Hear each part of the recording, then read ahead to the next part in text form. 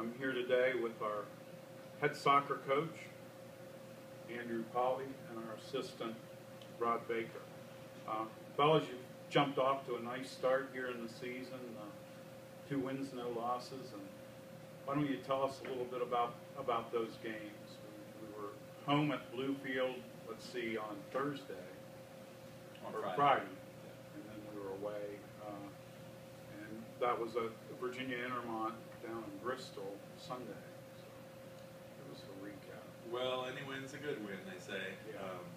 Even if you have to learn a couple lessons along the way. Right. You know, they weren't perfect games by any means, but a great introduction for our new players, and really gets the ball rolling for our guys. 4-3 double overtime against the team that shut us out last year. We've played them every year for several years. They have gotten the better of us, even though I felt like we've been the better team. You know, it's the score at the end that counts in a lot of ways. That's what goes into the stat books. But yeah, we got maximum minutes out of that game. You know, a lot of good fitness for the guys. It was a hot afternoon, and they really worked and worked. Even though we were down with 5 minutes left, the guys continued to work and support each other. They believed, and it came out on our end. Yeah. I was talking to Coach Baker earlier about the team camaraderie. Rod, tell us a little bit about this team and their togetherness. I mean, the passion that they play with is something I haven't seen in since 1999, since they got here. It's a refreshing break, and you know, all the other teams in our conference better look out because we're ready. We're playing with passion. We're playing as a unit. So. And you talk about the conference. The conference, USA South, is an extremely competitive conference. You want to talk about the USA South a little bit and some of the teams, and typically they're in the NCAA playoffs. It's changed in the last couple of years. A couple of teams have gone to, Shenandoah went to the ODAC. Right. Christopher Newport has gone to Capital Athletic Conference. Which is a good move. A very good move, especially because of all the additions to the conference. You know, further south and west, Maryville, Covenant, Piedmont, LaGrange, Huntington have all joined the conference in the last 2 years, and so it makes it a little bit more travel because those teams are a distant. But very competitive, very compact middle range of that conference. No one really stands out as the clear front runner. I think Methodist was picked first. They have some strong seniors on their team, but it's wide open now, especially that CNU has left. So Huntington's in Alabama. Yes. And the other 2 are in Georgia. Maryville is in Tennessee, but yes, you're right. Of course. Covenant and LaGrange are in Georgia. LaGrange, right. So that's going to be some travel time. So that camaraderie will get to be even tighter with spending a lot of time on a bus, and certainly they'll be doing their studying. But they have integrated well together. You know, we have that senior leadership, but we also have a lot of younger talent. Yeah. I was just talking to one of the freshmen yesterday for a little individual meeting. He said, "These guys already feel like family to me. I love every guy. Every guy on the team is someone that I can approach, is someone that I can ask for help from or demand more from." So. Yeah, and it's the biggest group of seniors I've seen since I've been around, and that's been quite a while. We've got Nelson Hernandez and Adam Powell, Aaron Gustine, who scored a couple of goals in the first game, big goals for the win. Team captain, Asa Fox, Eddie Kurtzenberger from Ohio, your home state. Gotta love him. Right. Jimmy Carlton, Austin Godell, and Walter Romano. So they're a good core group of leaders, and I see them around campus. I see them in the community, and you just can't help but like them as a team because they really enjoy each other's company. That's actually my first incoming class, and so I'm particularly proud to see these guys having been successful for their 4 years here, and every one of them is contributing. So. And in both the first 2 games, we were behind initially. Yes.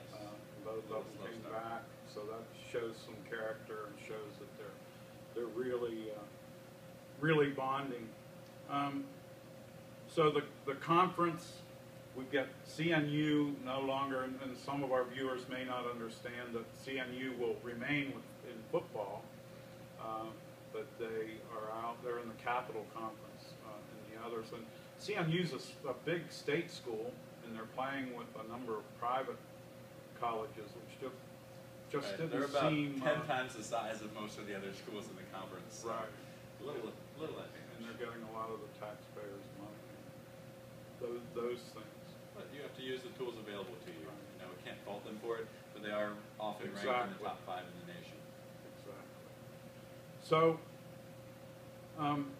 talk about your program in terms of goals. You know, we're in Division III, and some of our viewers may not understand that Division III student athletes don't receive scholarship dollars for athletics.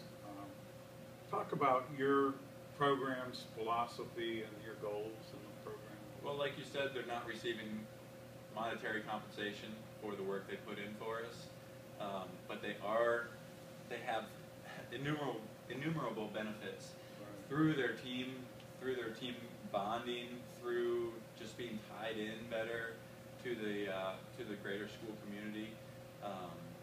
You know, a lot of the guys, this is where they form their friendships that they take forward from college for the decades to come. We had a great turnout for the alumni games, and that's because of how important being on the team was for those guys when they were here. You know, our philosophy is that you might not be a superstar, you might not earn millions and millions of dollars with your soccer playing ability, but if you love the sport, keep doing it. It's going to make you healthier and you know, more disciplined as well. You know, that's part of the senior leadership too. Is they've helped contribute to the discipline of the younger guys. You know, we only have 2 eyes apiece. You know, 31 guys on the team. We need help in that way, and the seniors have stepped up to the plate there. So I've seen them develop from the time they were freshmen. All of those names that you've mentioned, they've grown so much, and it's about that growth is really our role here.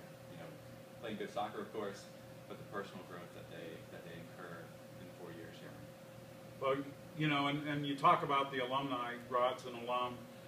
He's given a lot back to Ferrum College and the soccer program all over the years, as well as the local soccer program when you left our program for a while and then came back to the local. But there are a number of people in the area that are Ferrum alums that have had something to do with the soccer programs. Do you want to mention them, or? I mean, Curtis Baumgarten is a local coach. He coaches at the high school. He's done a great job for them. They won a district title, not this last year, but the year before that. It was a great step for Frank County soccer. We actually have one of his players playing for us now, Chris Beatty. Right, Chris Good Beatty. hard worker, good local kid. He gives a passion to the locals, you know, that we haven't had in a while as well. Yeah. And as far as the alumni go, the alumni have this newfound passion of seeing this quality team play with heart, play with a ton of skill, and it's something that they find as a point of pride now. Yeah. Boy, there were a lot of alums back last spring for the alumni game, which was great to see. Now, will you do something? Will you do something at homecoming again, or do you? Well, we're actually traveling for homecoming. It's on the conference that's matrix. Too bad, right. You know, that's not our decision, Yeah. but we're not able to be here for that. We're going to North Carolina Wesleyan College. Yeah. We will bring them back in the spring again for another alumni Good. game. Good. That was a lot There of is fun going to be a soccer alumni tent, even though we won't be able to be present there. Gotcha. So there will still be a gathering. Good. So we welcome all alumni back to campus for that. You know, it's a bigger celebration than just a team celebration, so, you know, they'll certainly have plenty of things to do. So our next home game is Emory and Henry Yes, next Wednesday. next Wednesday.